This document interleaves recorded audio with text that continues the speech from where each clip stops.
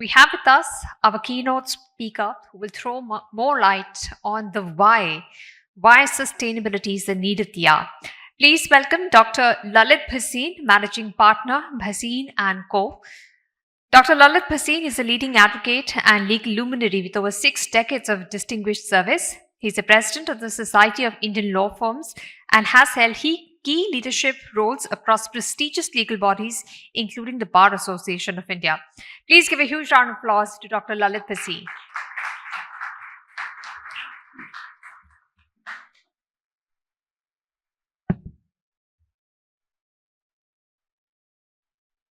Thank you very much for your very gracious introduction. It's indeed a privilege and pleasure to be here as a part of a brilliant initiative led by Mr. Kamal Narayan and his very efficient team. We have the distinguished presence of Dr. Harshvardhan ji and also Mr. Kamal Narayan, such eminent environmental lawyerists, you see, that is Sudhir Mishra ji and others, very distinguished members of the medical profession and other eminent citizens. I think I'm the oldest member here, participant present today. Is anyone older than 86 years? No one. Okay.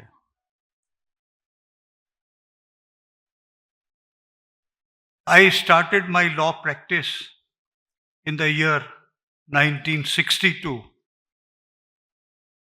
So I have seen the evolution of not only the legal profession and the system of the administration of justice, but also as a citizen of the country, I've experienced various facets of life, including, you see, the field of medicine in the sense that where everyone falls ill, as a student, as a professional, and as someone who believes in giving back to society after 62 years in the profession.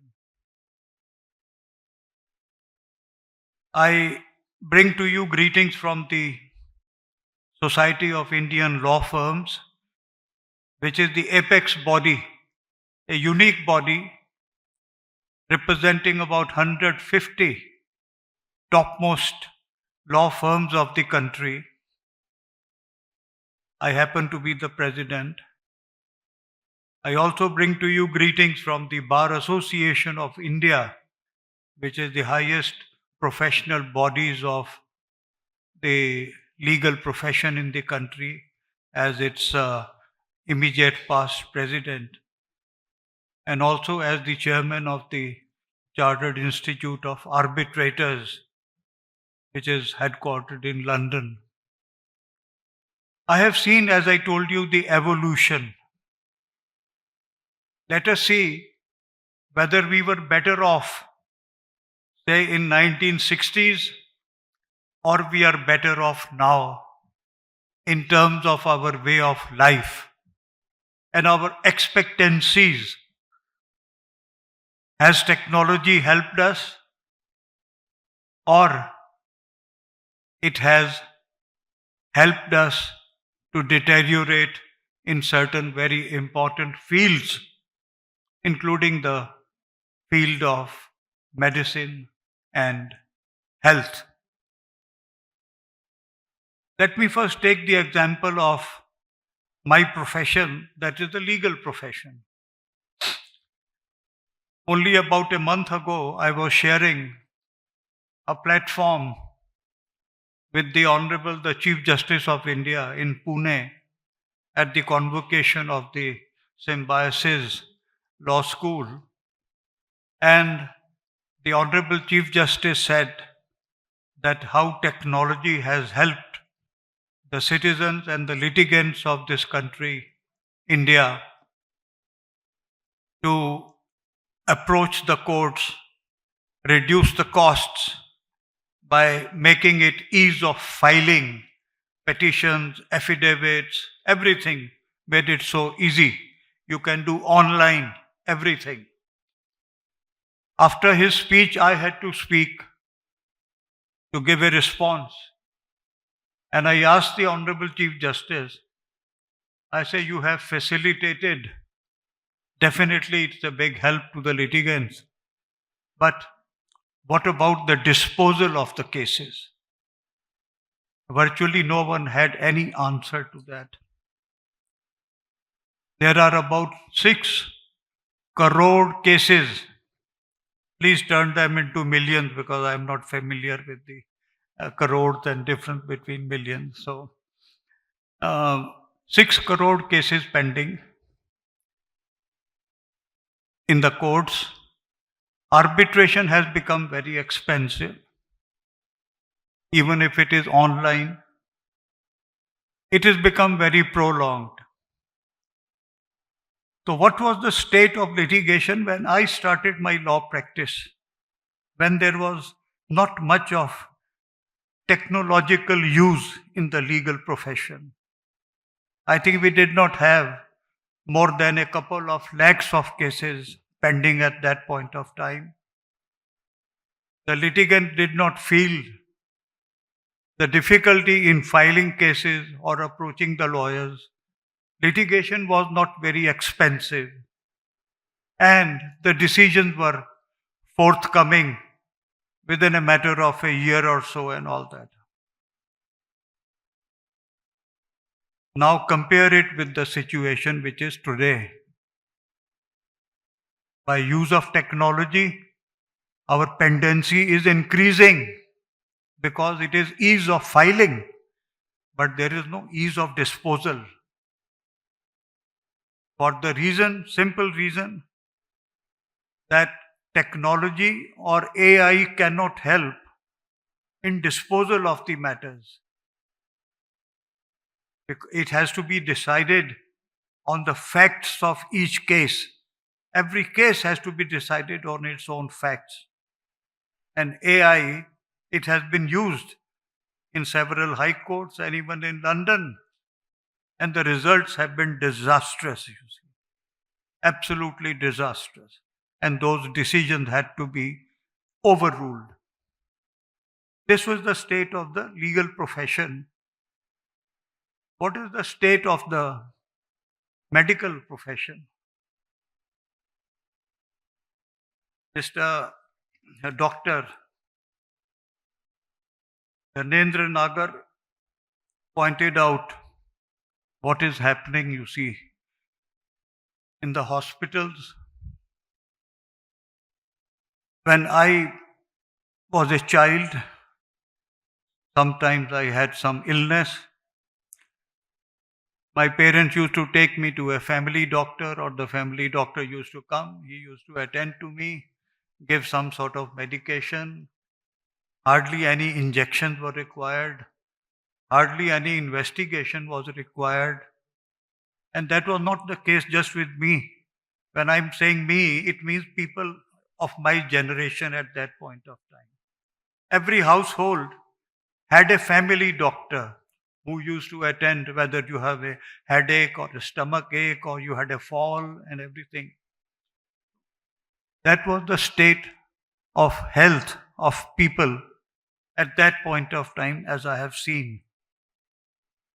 Today, and I can say with some daring certainty because my wife Nina and I, we are advisors to most of the eminent hospitals in India, including Apollo and Medanta and all that.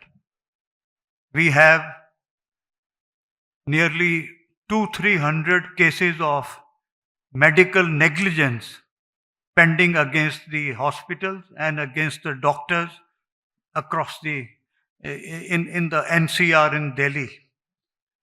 Just in Delhi alone. When a patient goes to the hospital, first thing is, okay, you undergo all these tests. A long list of tests is given, as very rightly pointed out by Dr. Nagar. All those tests are undergone.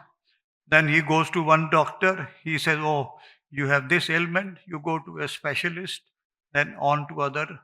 And if there are some surgeries involved, then uh, well, anyway, the meter keeps on rising. The doctor's fee keep on rising. Even hospitalization has become a very, very costly affair, and poor patients can't, you see, afford that. In Apollo Hospital, we have this system of treating economically weaker patients, but the patients can hardly afford even to come to Apollo Hospital for treatment. And when they come also, they do not get the free medicines or free medical consumables. They have to pay for all that. So even that has become very expensive. Take the state of transport. When I was a student, I did not have the luxury of even having what we call the scooter. It used to be a Lambretta or a Vespa scooter, which used to cost about 3,000 rupees, which was a big amount there. We used to go on bicycles or some public transport and all that. These days, the students, they have the luxury of going to their colleges, institutions, in their own cars, or in two-wheelers, or in three-wheelers. Just see the pollution, you see, which this has caused. Instead of bicycles and all that, which we people used to, now you have the two-wheelers and three-wheelers and the vehicles. Every family, it was a luxury to have a car in one family. But now, it is a necessity for every member of the family to have a car, whether he is a student or whether he is a son or a daughter or son-in-law or a daughter-in-law. Everyone must have a car. This is what has been caused. In the field of civil aviation, which is one of the major pollutants in the world, you see, civil aviation. We used to have about 10, 12 flights. Now you have hundreds and hundreds of flights, and still people are waitlisted. What pollution is being caused, you see? See the degree of the pollution which is caused in the air. It was not there at that point of time. Look at the state of the cities. And I'm saying that with my own experience. I used to visit Srinagar in Kashmir, such a clean city. Now it is full of buildings and buildings. You don't see greenery in Srinagar. You have to go outside and all that to see. Shimla, what is happening? Himachal, Uttarakhand, landslides. Every day you read in the papers, there are landslides because the ecological system is not working, you see. It has caused disastrous consequences. Therefore, don't play with the nature. Nature will play havoc on you. And that is what is happening. Today we have discussed several aspects, but we have not discussed in detail climate change. Climate change, which is so important for health, and that has not been discussed. Climate change has brought about very serious consequences, and we are experiencing it now also, day in and day out. The glaciers are melting. The sea level is going up. Landslides are happening. Floods are happening everywhere. In Europe, there is a heat wave. In London, I visited, they are not used to having fans, much less any cooling air conditioning. But now, if you visit London, you see, the air conditioners, you need fans. That is the state which exists today. So, what is the message? Message is yes, development is important, economic development is important, but should it be at the cost of environment? For which Mr. Sudhir Mishra has been fighting in and out in the courts also. Mr. Mehta, he started the litigation in the Supreme Court, challenging the whatever was happening in the field of environment. It is in a way to go back. And I told, so far my profession is concerned, I told the Honorable Chief Justice, and later on I have been speaking, let us go back to our old consensual form of administration of justice. We used to have a very effective panchayat system where people, the 5 people, wise persons of the village used to get together to resolve their disputes amicably, not in an adversarial manner. That is what was happening. Even when the Mughals came in, they believed in justice, not just technicalities of law. Adle Jahangir, Adle means justice. Jahangir's justice is known because he used to dispense justice right on the spot without any implications of any legal requirements or legal technologies. It is the British who brought in the adversarial system, 3-4 tier of courts, starting from the lowest court to slightly higher court, then the high courts, division benches of high courts and Supreme Court and all that. That is what was happening. And why can't we go back to that? That is what is required. It does not need technology. It does not need anything. And what has been highlighted by Dr. Harshvardhan, very rightly, the Prime Minister's 3-4 messages, which again have nothing to do with technology. That is fitness, emphasis on yoga, emphasis on good hygiene, cleanliness, that having toilets in every household, and also in the field of food. Now, why do people talk of organic food? Organic food is the natural food. Because other food there is contamination with chemicals which are put in there. But people want, in a way, he's telling us to go back as far as possible without compromising on development. Because development is important if you have to compete globally. But we have to create a right balance, you see, of not using technology where it is not required, not industrialization where it is not required. Let us not forget the message of Mahatma Gandhi when he said, use khadi. By using khadi, he did not mean just use khadi. What he meant was promote khadi gram udyog. Khadi gram udyog, which never required any technology, any equipment, any machinery or anything. But that was a great message which he gave to the citizens of this country, our country in India. Why can't we do that? Take technology wherever it is required, but use of technology, kindly see what has happened.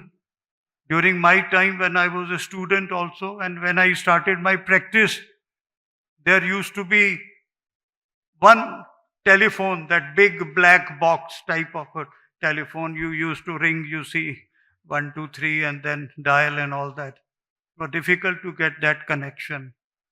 And now, with every child of even 1 year or 2 years, you give him a mobile to play with. What havoc you see that is going to create? What is it that we are giving to our next generation? This use of technology. They forget how to write, how to read. I visit law schools every day and I tell them, please tell your students, give them that skill of writing. People have forgotten to write letters or to send communications. Language has been mutilated to that extent that we use that SMS. Instead of FOUR4, we say just 4. What is it that we are heading to? Is this what is meant? Therefore, don't compromise on sustainability. Sustainability is need of the hour. What will happen, supposing you have a very, very developed country, say like US, but if nature strikes back, all your development will be set at naught.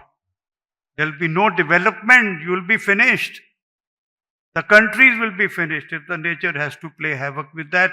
And we are creating those circumstances that nature will hit back sooner or later if we do not, you see, take effective steps now. Therefore, my appeal to all of you, people give example of COVID. Yes, technology might have helped in creating certain preventive measures for COVID, but we forget what caused COVID. It was a man-made disaster which caused COVID. It was not a natural disaster, man-made disaster. So we are creating those disasters to happen, and we will have no answer if the nature strikes back. Therefore, please look at this from this angle. I know I am speaking off at a tangent from the main theme of it, but I want to share my very strong views on this. Use of technology is there. It is good for development, but at the same time, there can be no compromise on sustainability, particularly if we are talking about health. Thank you very much for this patient hearing. Thanks a lot.